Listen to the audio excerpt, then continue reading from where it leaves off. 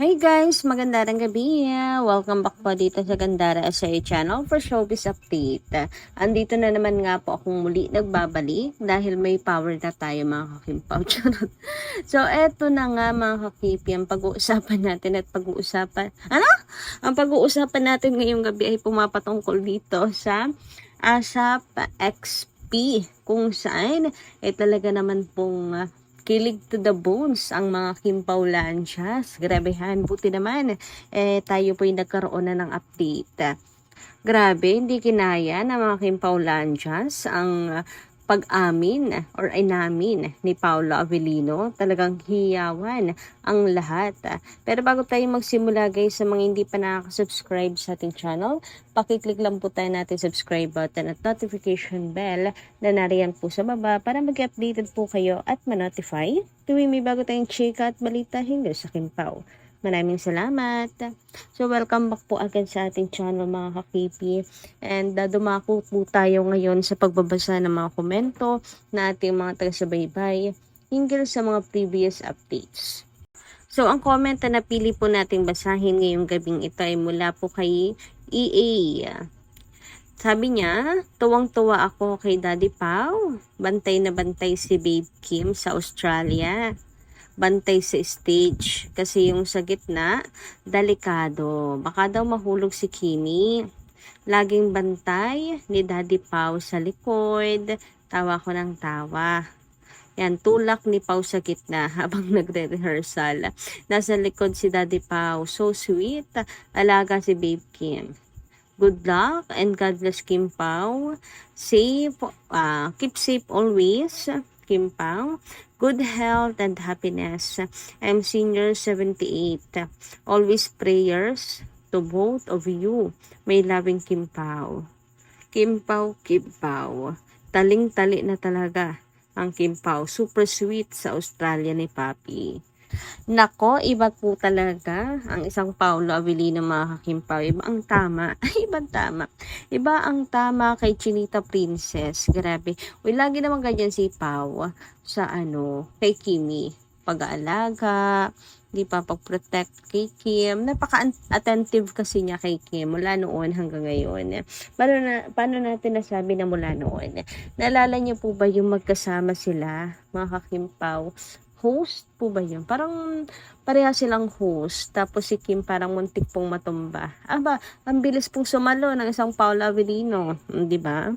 15 years ago. Hindi man 15 years. Siguro mga 10 years ago, mga kakimpaw. Ganon niya kamahal si Kimi. Very attentive talaga siya kay Kim. So, talagang iniingatan niya ito. And nakikita natin talagang si Pau ay desidido kay Chinita Princess at mahal na mahal niya si Kimi. Di tayo nagkamali sa ating manok, mga kakimpaw.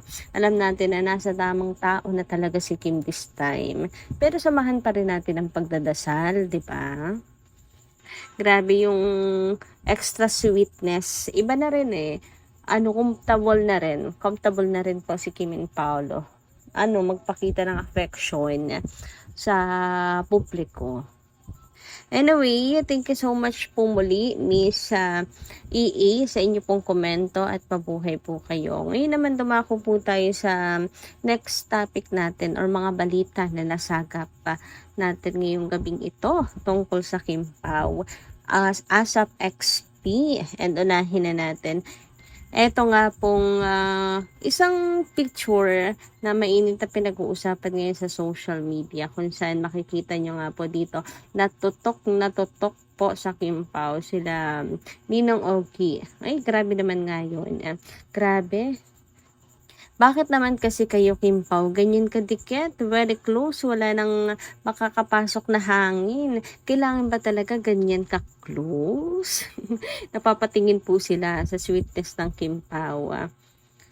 May halong kilig din siguro mga kakipi, kahit matanda na sila, kinikilig, matanda naman sabihin sa atin, kinikilig pa rin po sila kina Kim and Paolo. So, alam niyo naman sa age ng Kim Pau, hindi naman na sila pang teenager, pa bebe, para Sabi nga, matanda na sila para po sa love team, love team. Pero iba talaga kasi ang chemistry nila, Kim and Paolo. Para may magic ba ang Kim Pao? Hindi po pilit eh. Talagang natural na natural. Kaya nga po kahit kapwa nila artista, kinikilig sa kanila, 'di ba? And fun na fun nilang dalawa. Samantala, speaking of Kim Pao, so kanina nga, grabe ang hiyawan ng mga tao. Dito po sa sinabi ni Paula Avellino na naging lakad nila kahapon ni Chinita Princess. So nabahagi nga po yan ni Paula Avellino kanina, yung sa Harbor Bridge. So, napapasyal pala sila doon, mga Ka-Kim Pao. Sa bagay, ito talaga yung, kumbaga isa sa pinakasikat sa Australia, ang Harbor Bridge, mga Ka-Kim Pao. Talagang sinusulit nila, no, bawat bakasyon. Actually, hindi to bakasyon eh. Yung event, pag lumalabas sila, pupuntang ibang bansa, sinusulit talaga nila, mga Ka-Kim Pao. Double purpose. Lagi sina Kim and Paolo. Para pang may balak nga po silang dalawa na libutin ang buong mundo na magkasama, mga Ka-Kim Pao. Charot lang. Pero grabe ang hiyawan ng mga fans. So, ito pala yung naging lakad nila kahapon. Diba may picture nga po sina Kim and Paolo na lumabas na mainit at pinag-usapan agad naman sa social media kasi may pag-shopping ang Kim Pao, may pag-date ang Kim Pao. Siguro day off nila kahapon. Pahinga-pahinga muna bago sumabak sa ASAP XP.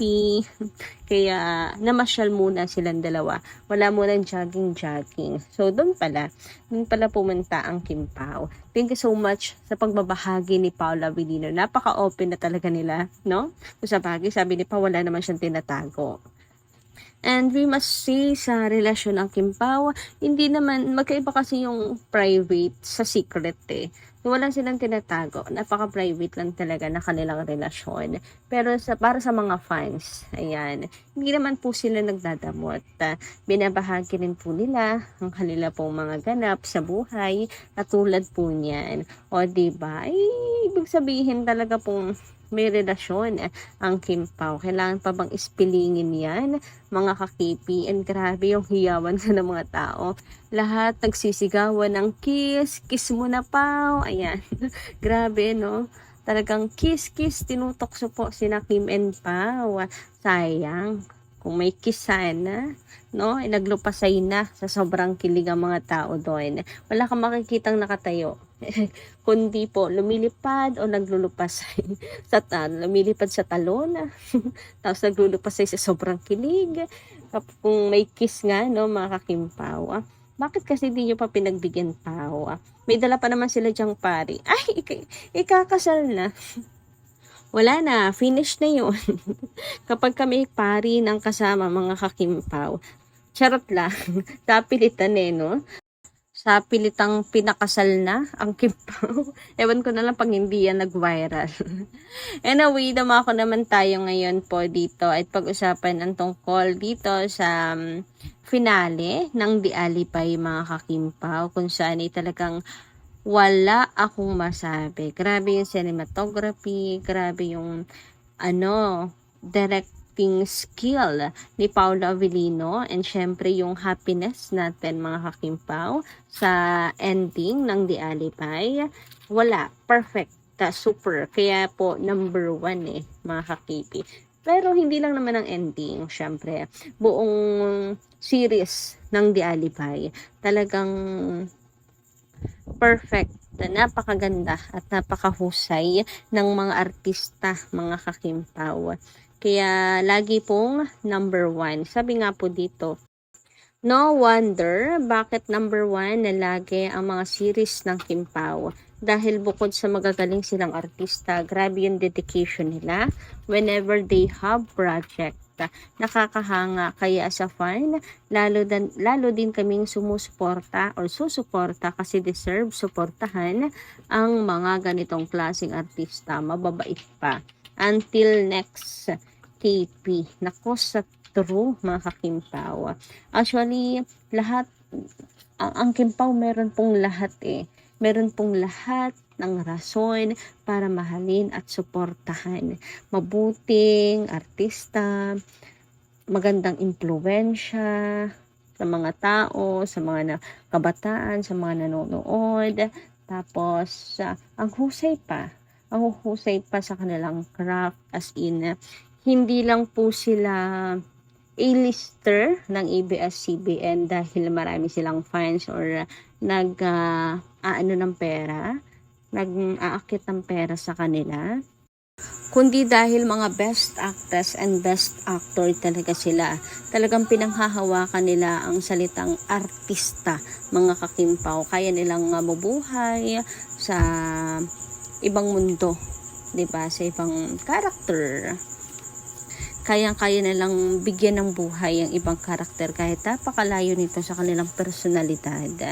Kasi meron kong ibang artista kaya, mga kakimpaw, na hindi naman magaling umarte pero nag-aakyat ng pera kaya po sikat, mga kakimpaw. Gets nyo yun? Pero ang kimpaw, hindi lang dahil maraming fans or nag-aakyat ng pera, kundi dahil mahusay po talaga silang actress at aktora. So, anong inyong masisay doon, mga kakimpaw? Anyway, muli, congratulations kina Kim and Paolo. Nakakatapos lang nila na The Alibay and looking forward po tayo sa mga next project. Sana hindi pa natatapos sa Copy, no? O sa MMFF nila. More blessings to come, more endorsement, 'di ba? More offer para po kina Kim and Paolo. So yun lang po muna ang ating update para po sa gabing ito. Maraming salamat po guys sa inyo pong pakikinigan. Kita-kits po tayo muli sa susunod nating chika. Maraming salamat at ingat po kayo palagi.